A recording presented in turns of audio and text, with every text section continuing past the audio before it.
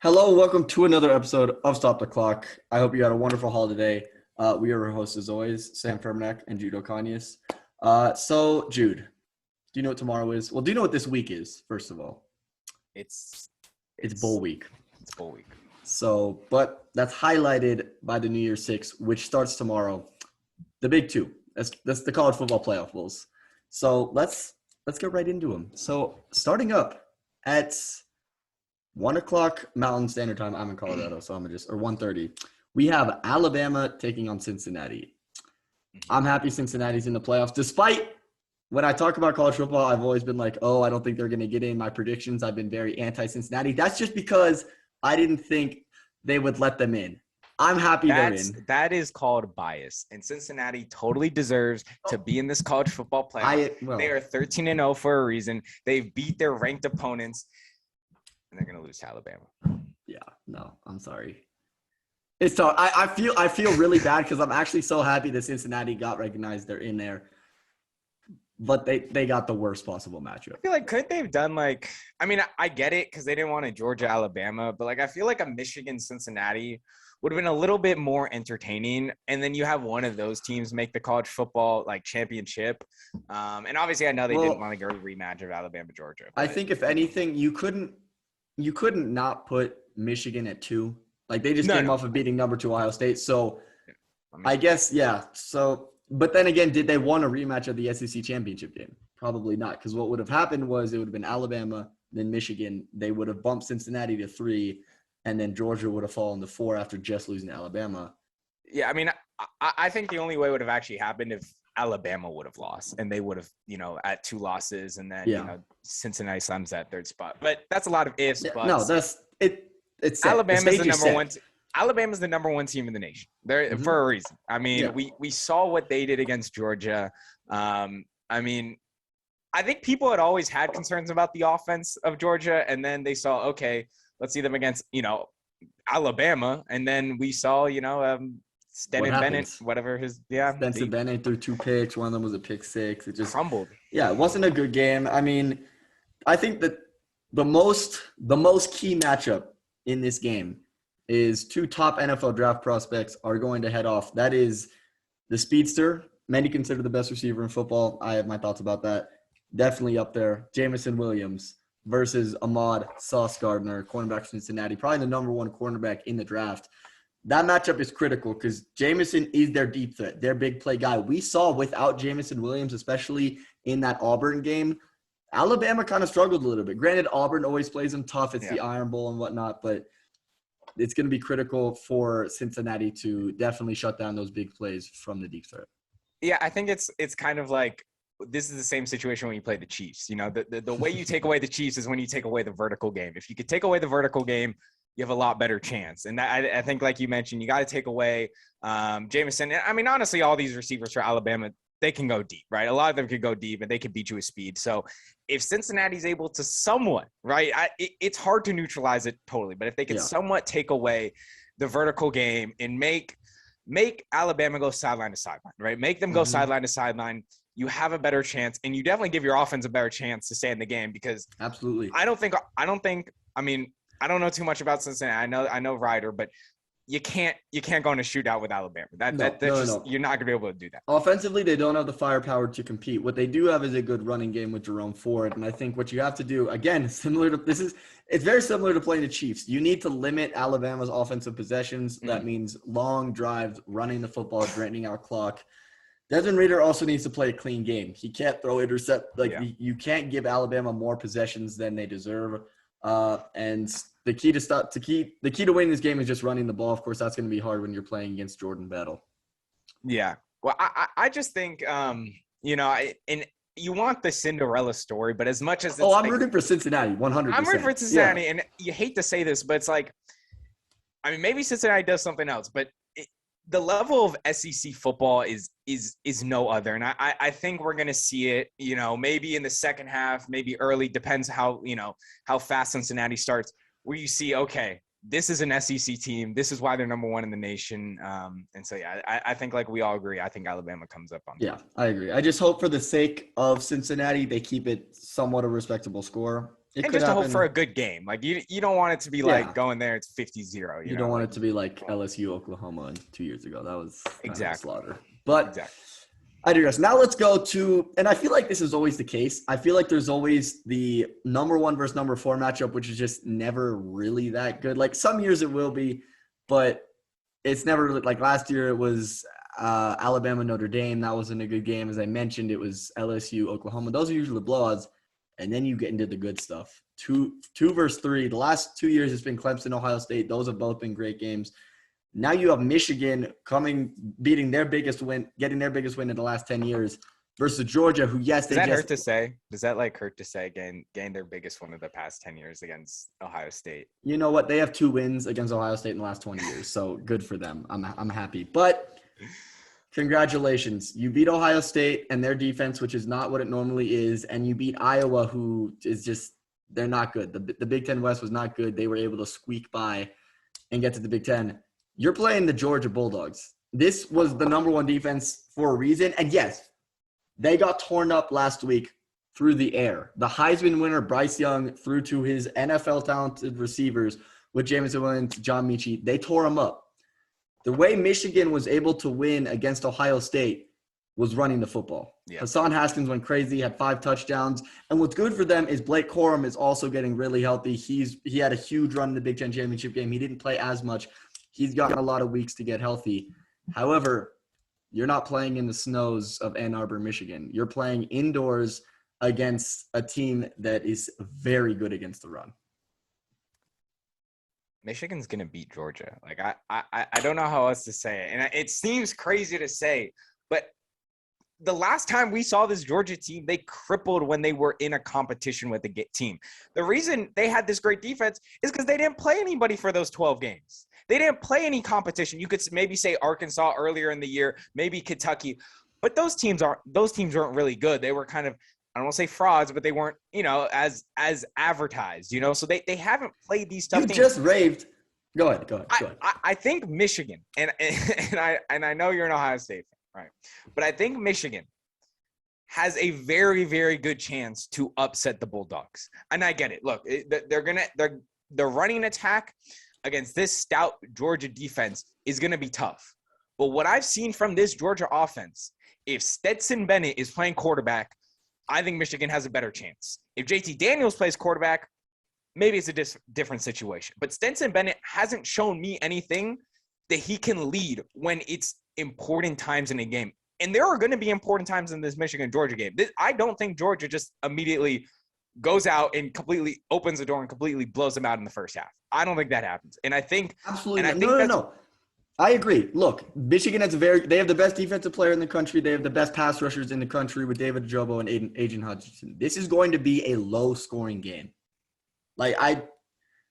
14 to 20 type low score. However, you raved about the SEC when you're talking about Alabama. Georgia's in the SEC. They played all those teams too. Michigan's a Power 5 school. That's a different situation. The Big Ten is a good conference. Like you say, they play Ohio State. They got to play Michigan Absolutely. State. When they beat Ohio State, did Cade McNamara make big throws? No, he did not. Did Kyle McCarthy play well? No, they didn't do anything with it. Did they put up 42 points? I think they put up 42 points against a good Ohio State team. Not against a good Ohio State defense. That Ohio State defense is not what it's been in past years. And guess what? They had some things to it. They had the snow. They had the weather, which is perfect for their running game. If you look in the Alabama game, Brian Robinson only had 52 rushing yards on 16 carries. This is a very good Georgia run defense. That is Michigan's forte. Look, does Michigan have a chance? Absolutely. Can they win? Yes. I think Cade McNamara will have to make some big throws. I don't know if he will because I think this Dawgs defense is hungry to show why they're number 1. Look, I agree the Georgia defense is one of the best in the nation, but you cannot tell me, to me, and I don't watch tons of college football, but right now from these past 5 games of both teams, I trust the Michigan offense a lot more than the Georgia offense. And that says something because if we've seen both these defenses are very good, so one offense is going to have to make impactful plays. I don't trust Stetson Bennett right now. I don't trust Cade McNamara. So I guess it comes down to which quarter. And I trust the running backs for Michigan a little bit more. But all right, I just trust this Georgia defense to stop the run, which is Michigan's forte. Nonetheless, going to be a fun game, low-scoring game. So if you like defensive battles, definitely be watching that one. Yeah, so those are the two main games. I mean, the other games that we got the Rose Bowl. I think it's a shame because I think with a lot of these bowl games, we also saw with Michigan State versus Pitt today, like the bowl games they don't mean that much anymore. You got guys like for Ohio State, Chris Olave, Garrett Wilson, like top players that are going into the draft. They're sitting out, which just makes the bowl games less exciting. Further evidence, college football playoff needs to expand so that more players are playing. Kennedy Pickett didn't even play in their bowl game either. I just think the problem is there's too many of them. There's just too many bowl games to keep track of. I mean, you got the bowl games right here, the Ticket Smarter Birmingham Bowl. Who names a bowl game that? I mean, these names. The one who's paying the most. The Frisco Football Classic presented by Ryan Bowl Game. I mean, these are like 12-year-old names right here. I mean, these are literal 12. I think with so many bowl games, it's like you said, it loses it. It used to just be you got the Rose Bowl, the Cotton Bowl, the Orange Bowl. You got the big bowls. The Big Six, and, yeah, those are the ones that people watch. You got all these ones now. It's like you're getting participation trophies. Look, I think I'm going to disagree because I think those lesser bowls are actually more important to the schools that are fighting for bowl eligibility. Because look, there's going to be the top teams that are always there. Alabama, LSU, sometimes Oklahoma, Ohio State, Michigan, Georgia. Like those are the top teams, give or take a few, Notre Dame as well. Those are always going to be competing for the playoffs. Then you got lesser teams who just don't have that kind of stature and that kind of talent, but they still are a good football team. They have a winning record. I like that they get a bowl game, something to play for at the end of the season versus usually a non-conference opponent. What the problem is for me is that you have the Rose Bowl, the pinnacle, like back in like the Rose Bowl was basically it was the pinnacle. It was the national championship. Yeah, it was the biggest thing. Championship. And now because there's no implications about winning a national championship, it doesn't mean anything anymore. These top players, which there's a lot of them on these top schools, they're just not playing because they're like, I'd rather just prepare for the NFL draft, which is smart by them, but I just wish the college football would expand. Yeah, I mean, for now you can't do much about it. And I get your point. It's like, you give these opportunities like a Georgia State and Ball State. Like you give those schools an opportunity to, go win a bowl game for their school. Maybe it might not be the Cotton Bowl, the Sugar Bowl, but it might be the Tax Act. Oh my God, but the Tax Act Bowl, like, hey, I mean, why not? So, and I get it. But I just feel like the other argument is like, there's just so many of them. That's why it's like starting to lose it because now you're just like, wow, there's like 40 bowl games where it used to just be, okay, here are the 6 bowl games. And then players are like, wow, okay, I'm in a really meaningful bowl game. But the two sides of the argument and they're both very fair. Yeah. Regardless, I think we both agree it needs to expand. Yeah. I think, okay. Jude, I have to confess, I think I've been disrespectful. I think I have. Blatant. I'm gonna shift gears back to the NFL and also back to a topic that we talked about last time. And this is gonna actually sound really bad for my point, considering these two players both had easily their best games of the season, one of them of their career. But I've been disrespectful at least. I know you're probably not gonna say you have when it comes to comeback player of the year. Because we talked about two players. We talked about Dak Prescott, who we both kind of agreed was the favorite. And then we talked about Joe Burrow. I was like, Joe Burrow should get his respect. He's had a great season as well. Both obviously just had really good days. But we left someone out. Nick Bosa. We left Nick Bosa out. I don't know how we did. I agree. It's funny. Actually, I was thinking about that. I was like, man, we really missed on that one. We forgot. We were disrespectful. You got what? You got 15 sacks right now. I mean, he's one of the top defensive ends, Yeah. And I think, look, he'll be in the running for it. It's just, I think, especially, look, right after what Dallas did, they just destroyed Washington. Oh my goodness, that was brutal. And then of course you got, I think at this point it might when at the NFL honors, they're going to read 3 nominees and it's going to be those 3 guys. So I think there's an argument to be made for all 3 of them. I just had to come back to the fact that we forgot him and got to give him his respect. And just to go back to that, I think, we'll see how the next, 2 weeks obviously play out. And I think if you know, I mean, knock on wood, but I think if Dallas lands the number 1 seed, it's going to be hard not to give it to Dak, right? But I mean, what Joe Burrow just put on tape with his 500-yard performance and got the, you know, John Harbaugh mad and the whole entire Ravens organization mad, where he's basically thrown for 1,000 yards in 2 games. I mean, there is a reason that he should maybe win it. I just feel like the 2 injuries that Dak Prescott and Joe Burrow had, and nothing against, you know, Nick Bosa, where he had his knee injury, those were like, I mean, look at Joe Burrow. I mean, that was like a catastrophic. People said he wasn't even going to play this year. Yeah, I think I don't think the injury is as big of a factor in the award. Like you look at who I think it was 2 years ago. Ryan Tannehill won it. Tannehill wasn't hurt. He was just a backup. He just won comeback. I didn't actually like that much, but yeah, that's just showing what the award is. Yeah, I mean it's a close match. Yeah. Well, let's get to our, you know, brief picks. Some picks? Obviously, Okay. I think, you know, we're heading into week 17, which is crazy. And we got 2 more weeks, and maybe we'll talk about playoff picture after these. But these next 2 weeks are huge. I mean, especially obviously you have your teams up top in the 1 through 4 who are sort of somewhat locked. Maybe it changes between the 1 and 4, but you got the NFC. There's between 6 through 9. It's weird because I think the NFC is so much closer. Teams. I think the NFC is so much closer at the top with everyone trying to get that number 1 seed, tracing Green Bay, whereas the AFC is way more contested at the bottom, trying to get the wild card team. So it's going to be a fun week. But let's start off with actually the NFC wild card, a team that right now I think is in the 6th seed, and that's the Eagles. They go to Washington to take on a pretty dismantled Washington football team. Give me the Eagles. Hurts is playing some good ball. Yeah, give me the Eagles. Yeah.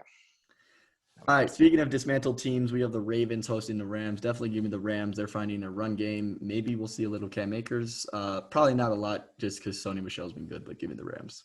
Yeah, give me the Rams as well. Like you said, I mean, maybe Cam makes a comeback, but for now, it doesn't matter. I wouldn't play him. I wouldn't play him. Maybe play him against the 49ers. Let him get another week and then be fully good to go for playoffs. No, exactly. All right, Bucks Jets. That's the Bucks. I'm sorry. That would be kind of funny actually if the Jets won, but no, it's the Bucks for sure. Okay. Give me the Bucks. Brady's been dominant. Yeah. Now we got a game here. We have on a 7-game win streak the Miami Dolphins taking on the Titans, who got a huge win at home against a good Niners squad. I'm having my backs and forths. I'm going to go with the Dolphins. I think they found their identity. They're playing good defense, and Tua, I think, yes, he had a bad interception against the Saints, but they're playing smart football. They're running the ball well. And Jalen Waddle's definitely making some noise for Offensive Rookie of the Year. Give me the Titans. Okay, a little different. I think what I saw in the first half from the Dolphins, and obviously they went on to go win 23, whatever. I was a little concerned. They just there wasn't any.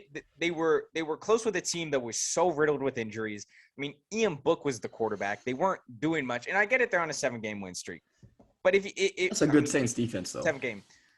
It's a good Saints defense, but we just saw what the Titans also just did to the 49ers. We just saw what A.J. Brown just did to the 49ers, right? I mean, A.J. Brown was a complete beast. Give me the Titans. I feel like the Dolphins, they're on this nice 7-game win streak. The competition hasn't been as strong, and this is their first real competition, and it's in Nashville. So give me the Titans. Fair enough. All right, Jags, Patriots. Patriots are definitely going to rebound at home. Yeah, give me the Patriots. All right, now this is a key one for the AFC playoff race. Raiders and the Colts. I think if Carson Wentz is playing, give me the Colts. Jonathan Taylor. Not that Carson Wentz is the X factor in that game because it's obviously Jonathan Taylor, and the Colts get a lot of their offensive line back. But I don't trust anyone else back there for the Colts, so this one will kind of flop. If Carson Wentz plays, give me the Colts. If not, I like the Raiders. Yeah. Like you said, it obviously comes up to Carson Wentz playing. He's unvaccinated, so it's kind of that tricky situation where he does have to wait the days, unlike where he's not vaccinated.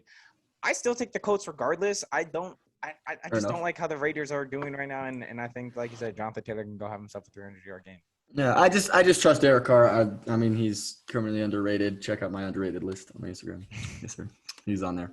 All right, another huge game. This is more for some top-seeded teams. We have the Chiefs at the Bengals. Joe Burrow just came off of a huge performance. The Bengals are hot, but the Chiefs are hotter, so I'm going to take the Chiefs. The Bengals. Bengals. Ooh, okay. I like the the difference. Bengals. I like the Bengals at home. I think, I don't know. Something tells me, you know what? Like Kansas City's hot, but I think the Bengals. They've been playing really good football. Joe Mixon, man, he's one of the best backs, and I mean that. We saw what this receiving core has done. I mean, if I feel like every week we're talking about another guy. Oh, 1 week it's Jamar Chase, one guy it's T. Higgins, 1 week it's like Tyler Boyd. I mean, yeah. they can all do it. So yeah, give me the Bengals. Yeah, fun game there.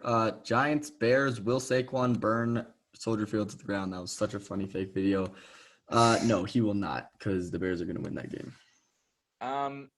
Give me the Giants. I don't know. I'm just gonna go out on a limb. I think the Bears. I just want to see the Bears fall apart, and I think one last push to push Matt Nagy out. So. Okay. All right. I'm calling it now. I'm just letting you know. Mike Glennon is having a legacy. I mean, Mike Glennon, legacy. Jake It's a revenge game. Well, no, if Mike Glennon plays. Revenge game. Give me Mike Glennon. Okay. Now we got the Falcons and the Bills. Definitely give me the Bills. They got their biggest win of the year last week. Yeah, give me the Bills. Definitely give me the Bills. Texans had a little upset special. They're going to look to do it again versus the Niners, but they will fail because I like the Niners. Yeah, give me the 49ers. However, Trey Lance could start, though, which should be fun. Yeah, I think signs would point towards Trey Lance, starting. I know Jimmy Garoppolo really messed up his thumb, and we've seen quarterback try to play with their thumb, Jared Goff, and it hasn't turned out good. So I think honestly this is the perfect game to give Trey Lance. You're going up against a Texans team. Well, I mean they just beat the Chargers, but they can't do it twice. So yeah, give me the 49ers. I like it. Speaking of the Chargers, they're going to be at home versus the Broncos, who have lost 2 straight. My God, my Broncos, bro. Every week they disappoint me. That's not true. They've actually had some good games this year, but I like the Chargers. They'll rebound. If Joey Bosa plays, I definitely like the Chargers in this one. Also, the Broncos are dealing with some COVID injuries. I know Tim Patrick's not playing, as well as both of their right tackles. So give me the Chargers. Yeah, give me the Chargers. No defense. Usually stick up for my Broncos. It's okay. I usually do, but it's like the Chargers. They're going to be hungry. I mean, they're they trying to get Mike in the Williams playoffs. back They too. just lost to the Texans. Yeah. I'm sorry. Hopefully we can play spoiler, but probably not. Hopefully. All right, we got the Saints and the Panthers. Now, the Saints are definitely still alive for a wild card spot. Granted, they did lose to the Panthers last time they played them. However, they will not be starting Ian Book. They'll get Taysom Hill and Trevor Siemian back. So, I mean, that's much of an upgrade. But yeah, give me the Saints. Sam Darnold. Look, if Cam Newton is playing or Sam Darnold. No, it's Sam Darnold. Sam Darnold's the starter. I mean, Sam Darnold looked good, but no, I'm going to take the Saints. Rule, can't trust Matt Rule. So yeah, give me the Saints. All right, Seattle versus Detroit. I want to take Detroit. I do, but I'm not. We don't know what's happening with Jared Goff at the moment. I do want to give a shout out to Amon-Ra St. Brown. He's been killing it, doing really well last few weeks, but definitely give me the Seahawks. So you're not living life on the edge if you don't take risks. There you go. I'm taking the Lions. Boom. They are going to not only beat the Seahawks, but they are going to beat down the Seahawks. Ooh. Maybe bite some kneecaps? You feeling it? Some kneecaps. I love it. Okay.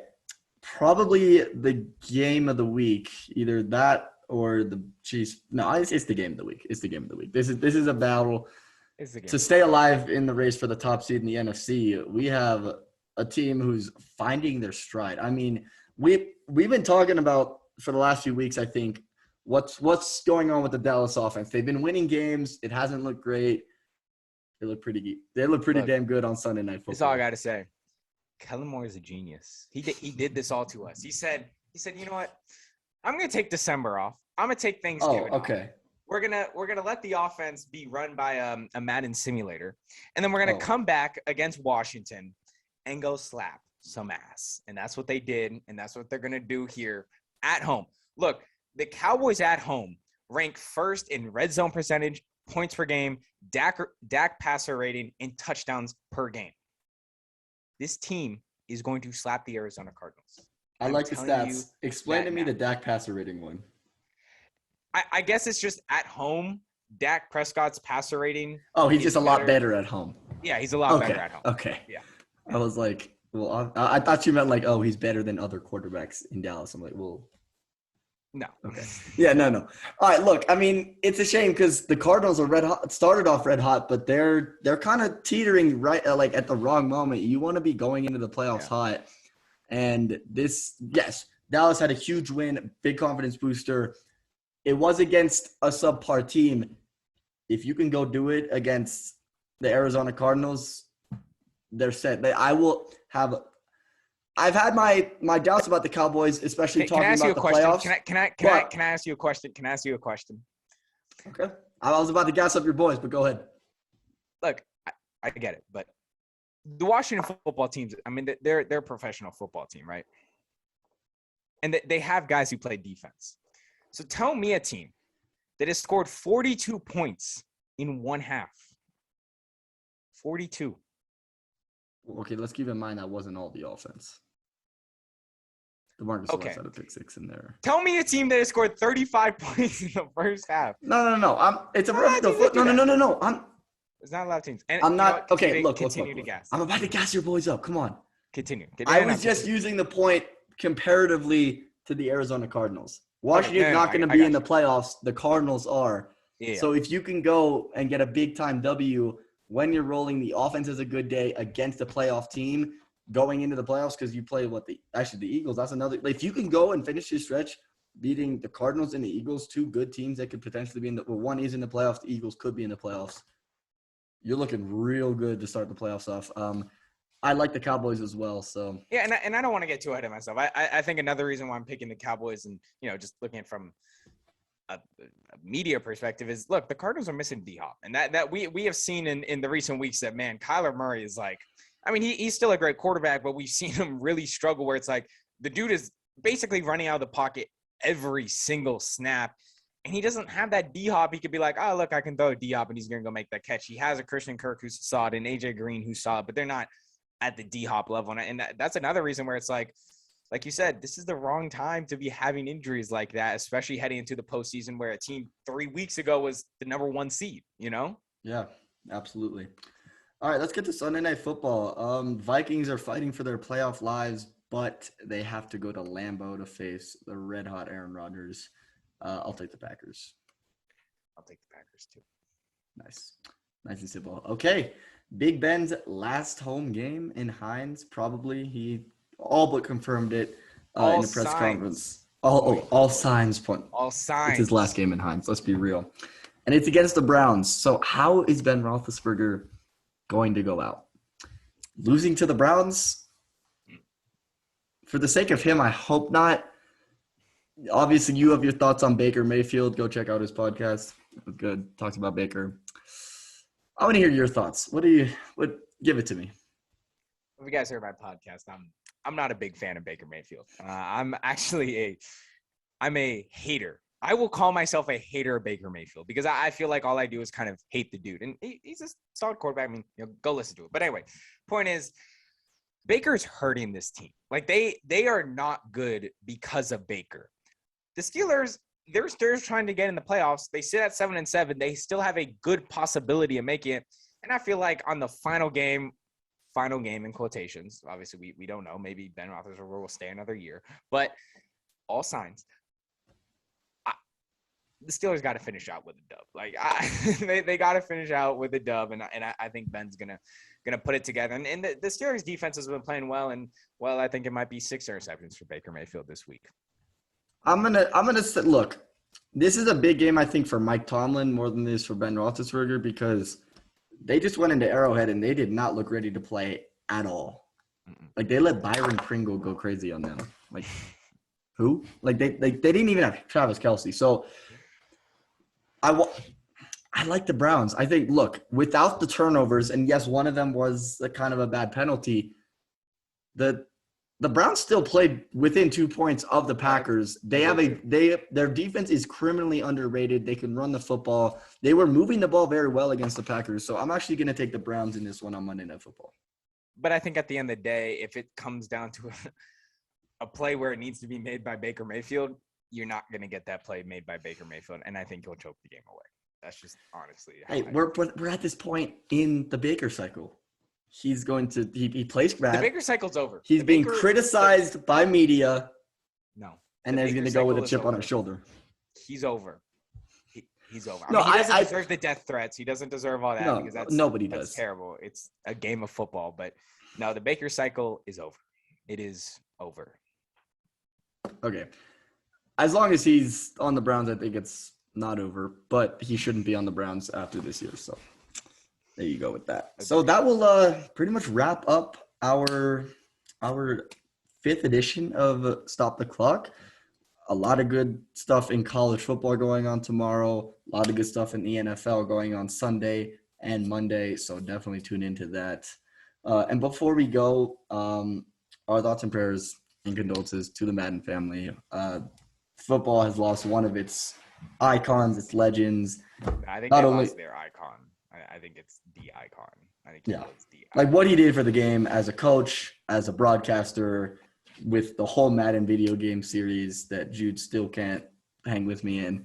It's just last time we played, I won. Like last time, I don't know where these shots are coming from. Last time I played, we won. I mean, I won. So you see I'm this? 1-0. As far as I'm concerned, I'm 1-0. Case rested. Thank you, John Madden, for this. Our thought. No, actually, no. Real talk. Football's lost one of its greats. So on that note, I hope you enjoyed the podcast. Have a wonderful weekend. Enjoy. Or actually, we'll see you in the new year because we probably won't do another podcast till the new year. So see you next year.